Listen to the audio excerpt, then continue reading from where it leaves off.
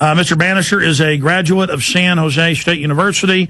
He became a licensed certified public accountant, and it goes on from there. He left the practice of public accounting in 93 to accept appointment to the U.S. Department of Treasury, IRS Criminal Investigation Division as a special agent. In addition to his investigative duties as a sworn federal law enforcement officer, Mr. Bannister was organized crime drug enforcement task officer and assistant forfeiture coordinator for the IRS Central California District. He also assisted with firearms and defensive tactics training as well as community outreach. Since leaving the IRS, Mr. Bannister has worked closely with Bob Schultz, We the People Foundation, to preserve our elected representatives, to investigate and correct the deceitful and often destructive tactics used by the agency against innocent, hardworking Americans. And they tried to then arrest him and indict him for telling people the IRS was a scam, and he beat them in court on that with a jury. So just an amazing individual, been through hell on earth. And it all started in 97, 2 years before he went public. He heard DV Kid on mainstream radio explaining that the IRS was for private banks, and he spent 2 years researching it. Just to recap for folks that don't know who he is, found out it was real, went and talked to his superiors, and they said, you need to just resign. Get out of here. We don't want to hear about that.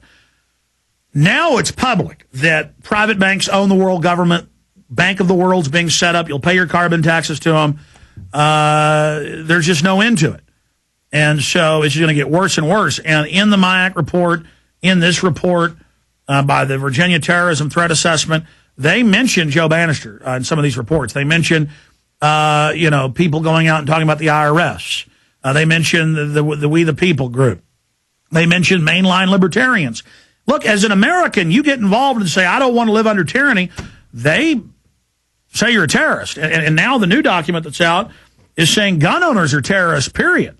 And that they are coming for our guns. So this is a rogue government, folks, and we're out. I mean, this is out of control. So I got Joe on today with us. Joe, great to have you back up with us. Thanks, Alex. It's great to hear your voice. So much is going on. So much is happening. When you first woke up to the New World Order many years ago, did you ever think it would get this crazy, this fast? I mean, I can't believe how ridiculously corrupt the government is. Well, I mean, as becoming more and more apparent, it's a race to the finish line. You were just saying that earlier in your show, and you say it every day, thankfully, because people need to keep hearing it. It's an absolute race to the finish line because they know that the people are waking up, that the people that they thought they trusted are, putting a noose around their neck and sending them to the gallows. And that's the people that we pay to serve us are actually scheming to destroy us. And I remember thinking when I was in my late teens, I became aware of the attacks against the Second Amendment and the efforts to protect it. And I thought, well, how can the government be so blatant in their attacks against the Second Amendment? And then in my 30s, I learned about the income tax. And realized that, wow, the federal government's been BSing people, since the early 1900s. So, of course, they think they can go after the Second Amendment.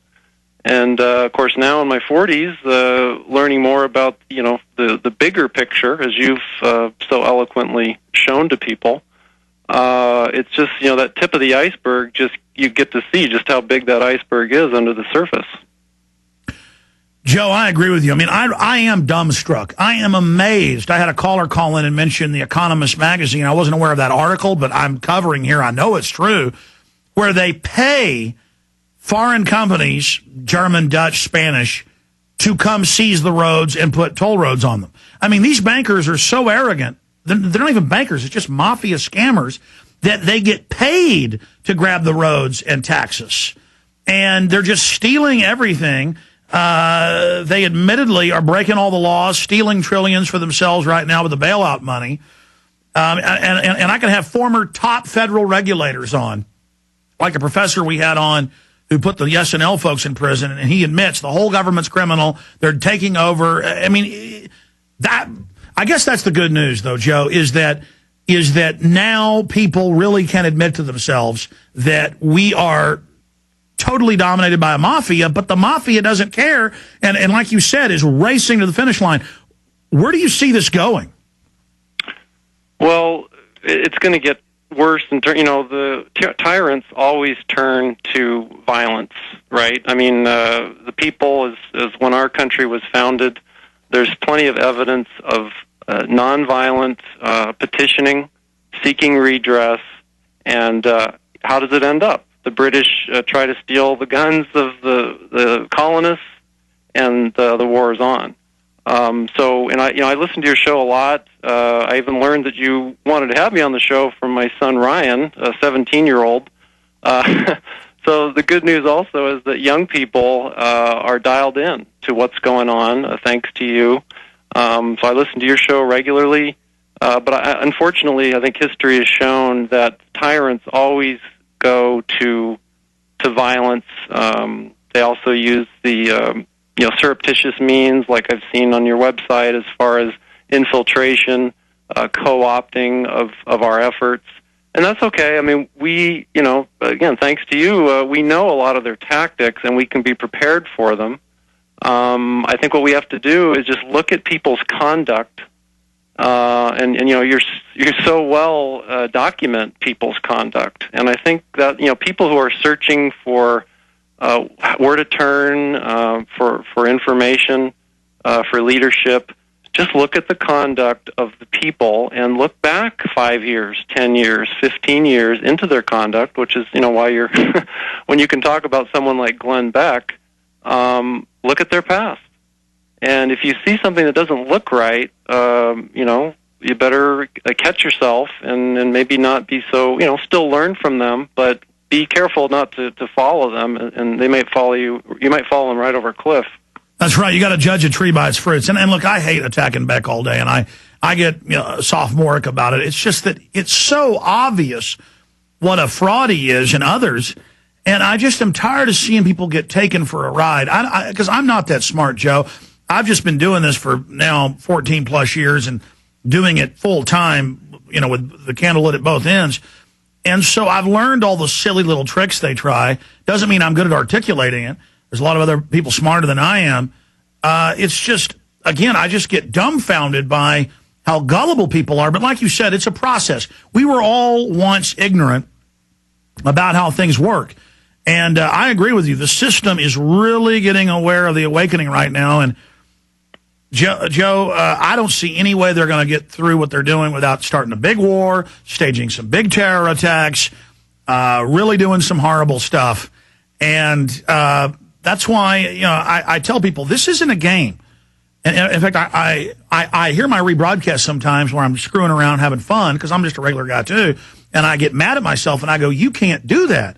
This isn't a game. It hits me how real this is. And I'm sure it's hit you when they tried to put you in prison for telling people the IRS was a scam.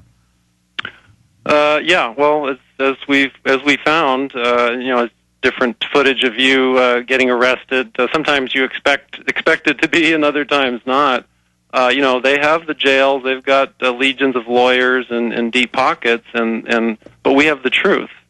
And I think that I'm sure you're like me.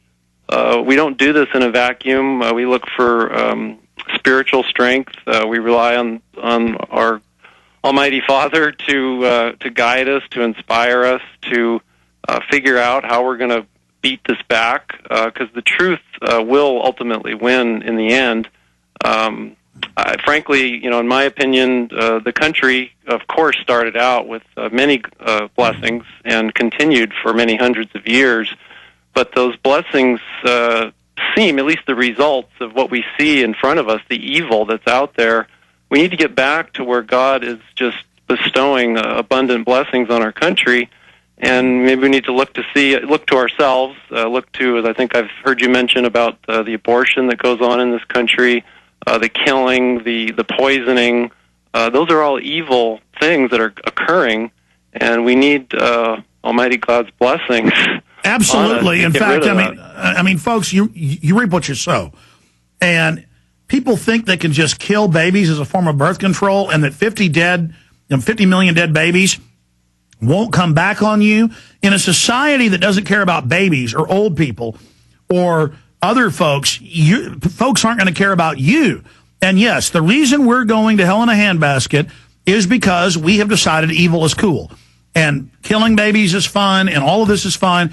And so, folks, now we're going to go into something like Stalinist Russia. And I don't just say that for effect. I want listeners to understand, and Joe's experienced it, the establishment that's in control is just as bad as Stalinist communist. Absolutely. And I'm telling you, folks, your life means nothing to them. They enjoy hurting you. Joe Bannister, I want to try to shut up, though, because I'm ranting here. I want to hear from you how the fight's going to expose the IRS as an investigator, what the IRS really is, some of the new things that are coming up, and take some phone calls with Joe Bannister. And we'll plug your websites.